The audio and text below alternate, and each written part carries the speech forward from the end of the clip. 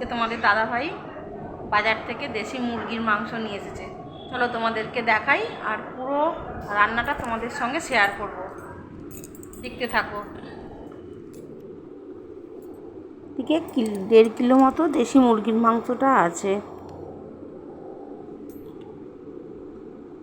আর এই দিদিভাই আমাদের বাড়িতে মাঝে মাঝেই পাঁপড় নিয়ে আসে, ওই জন্য অনেকক্ষণ থেকে আমাকে ডাকছে, দিদিভাই পাঁপড় নেবে আসো। আমি দিদিভাইয়ের কাছে গেলাম পাঁপড় নেব বলে,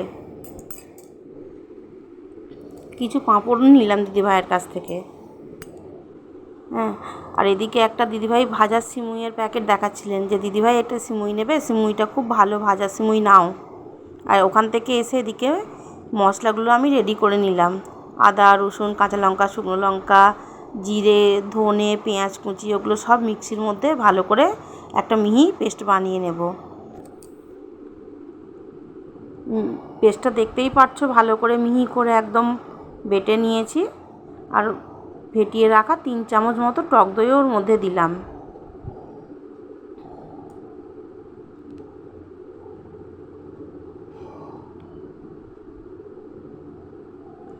ওর মধ্যে কিছুটা পরিমাণ মতো হলুদ দিলাম।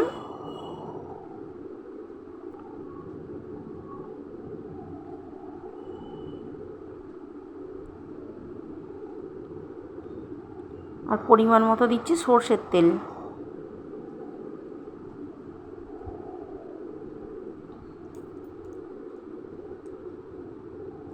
আর দেব পরিমাণ মতো লবণ।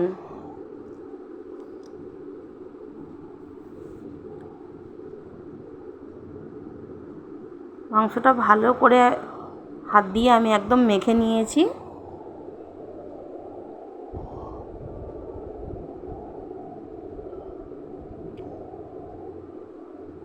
আর এদিকে যে অ্যাকোরিয়ামটা আছে না, ওর নিচেটা মানে অনেক দিন থেকে নোংরা হয়েছিল, পরিষ্কার করব করে অনেক দিন থেকে সময়ে হয়ে ওঠেনি। আর এদিকটা একটু ভেঙেও গেছিলো, যার জন্য আজকে তোমাদের দাদাভাই এগুলোই আর কি পরিষ্কার করছিল।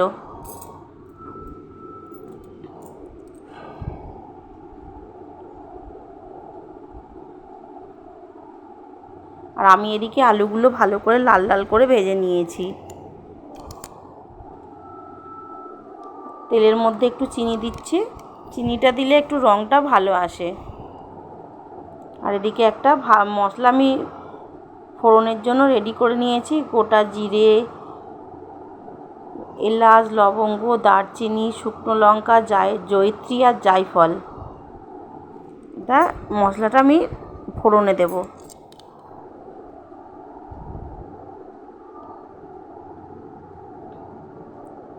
ফোড়নটাও ভালো করে নিয়েছি।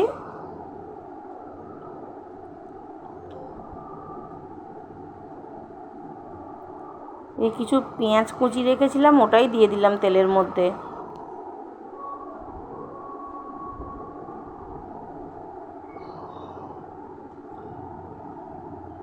পেঁয়াজটা লাল লাল করে ভাজা হয়ে গেছে,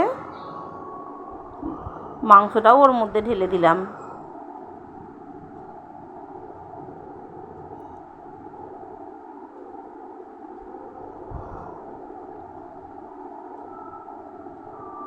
মাংসটা এবার ভালো করে কষিয়ে নেব।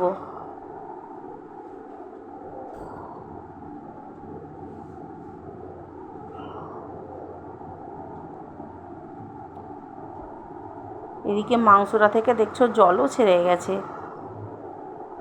কেটে রাখা কিছু টমেটো ওর মধ্যে দিয়ে দিলাম। মাংসটা থেকে তেলও ছেড়ে গেছে। যেহেতু দেশি মুরগির মাংস, বেশ অনেকক্ষণই লাগে মাংসটা সেদ্ধ হতে, অনেকক্ষণ থেকে ঢাকা দিয়ে দিয়ে ভালো করে মাংসটাকে কষিয়ে নিতে হবে।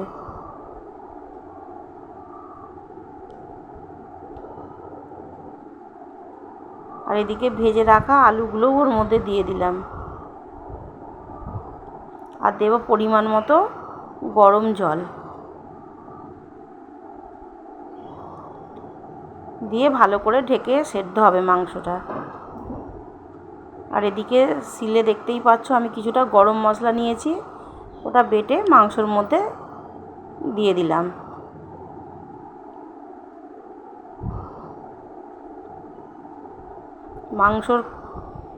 মাংসটা কেমন রান্না হয়েছে আর রঙটা কেমন এসেছে তোমরা আমাকে কমেন্ট করে জানাবে।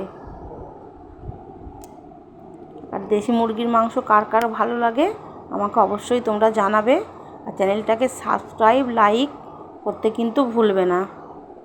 আজকের মতো এইটুকুই ভিডিও। Tata, bye bye.